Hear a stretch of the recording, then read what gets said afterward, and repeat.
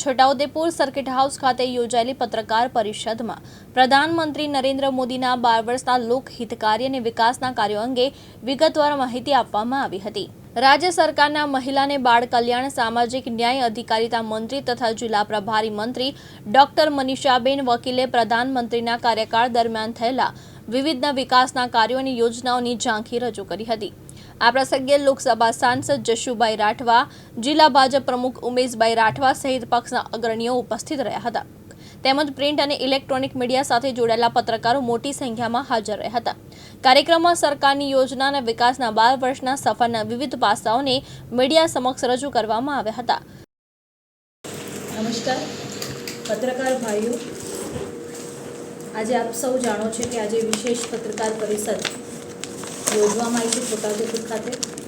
આપણા દેશના વડાપ્રધાન શ્રી નરેન્દ્રભાઈ મોદીજીના 12 વર્ષ પૂર્ણ થયા છે અને જે જનતાએ એમની પર વિશ્વાસ મૂક્યો છે એ પણ આપણને ખ્યાલ છે કે ગયા 3 વખતે લોકસભામાં ભારતીય જનતા પાર્ટીની સરકારે આ દેશ માટે ખૂબ સારા કામો કર્યા છે અને એની જ બ્રીફિંગ માટે આજે અમે છોટાઉદેપુર ઉપસ્થિત છે। મારી સાથે છોટાઉદેપુર જિલ્લાના અધ્યક્ષ ભાઈ ઉમેશભાઈ રાઠવા, સાથે જ લોકપ્રિય સાંસદ ભાઈ જશુભાઈ રાઠવા અને આપ સૌને મારા નમસ્કાર।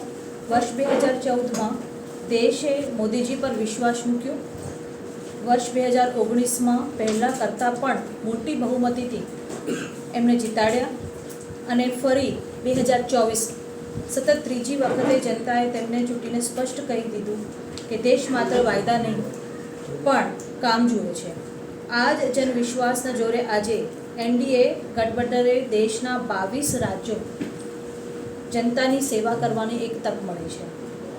મોદી સરકારે સબકા સાથ, સબકા વિકાસ और सबका વિશ્વાસના મંત્રના માત્ર એક સૂત્ર રહેવા દીધું નથી, પરંતુ તેને એક લોક આંદોલન બનાવી દીધું છે। સરકારનું એક જ લક્ષ્ય રહ્યું છે કે દરેક યોજનાઓનો 100% લાભ લાભાર્થી સુધી પહોંચે।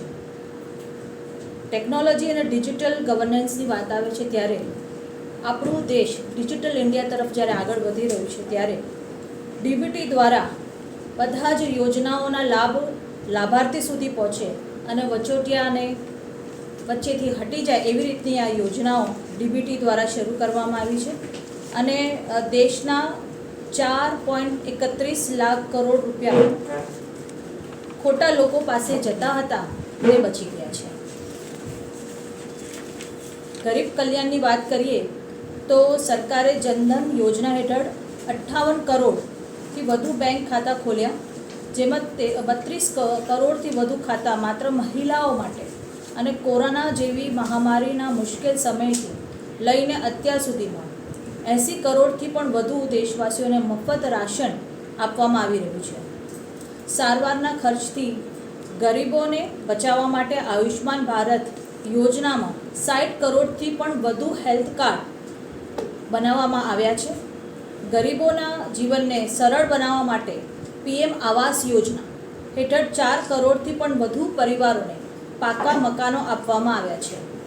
ઉજ્જવલા યોજના દ્વારા પણ 11 કરોડ મહિલાઓને મફત ગેસ કનેક્શન આપીને ધુમાડાથી મુક્તિ આપવામાં આવી છે।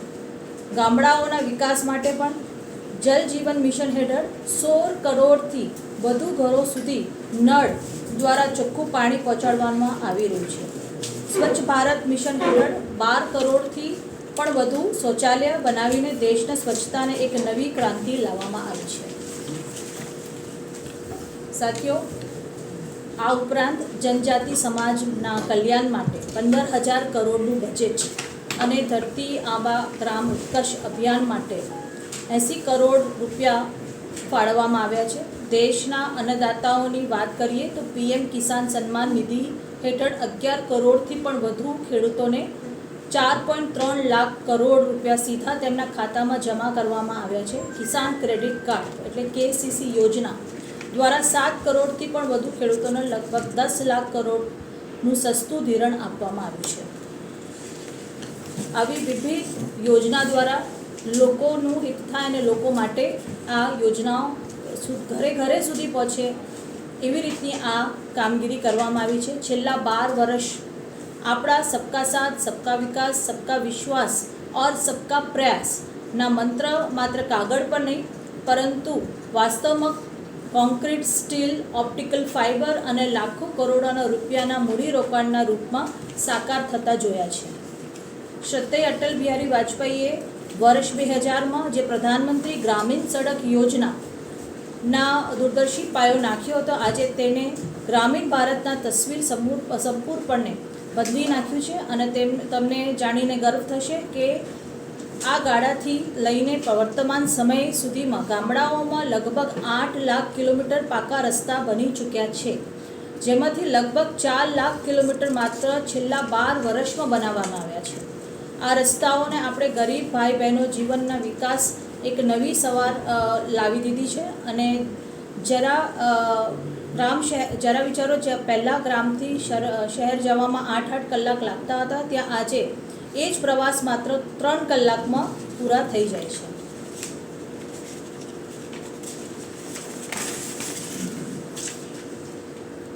દસ જૂનનો દિવસ જે આપણે લોકતાંત્રિક ઇતિહાસનો અભૂતપૂર્વ દિવસ તરીકે પણ આપણે જોઈએ છે. વડાપ્રધાન શ્રી નરેન્દ્ર મોદીજીના દેશના પ્રથમ એવા વડાપ્રધાન જેમને પંડિત જવાહરલાલ નહેરુનો પણ આ જે રેકોર્ડ હતો એ તોડી દીધો છે. એમને પાછળ મૂકીને આગળ વધ્યા છે. ભારતના ઇતિહાસમાં સૌથી લાંબા સમય સુધી લોકશાહી રીતે ચૂંટાયેલા વડાપ્રધાન બનવાનું ગૌરવ હાંસલ કરવામાં આવ્યું છે.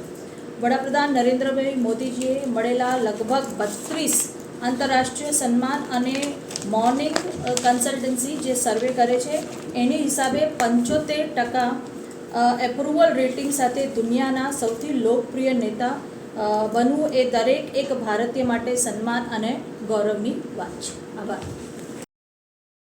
સઈદ સોમરાત, દિવ્યાંગ ન્યૂઝ, છોટાઉદેપુર.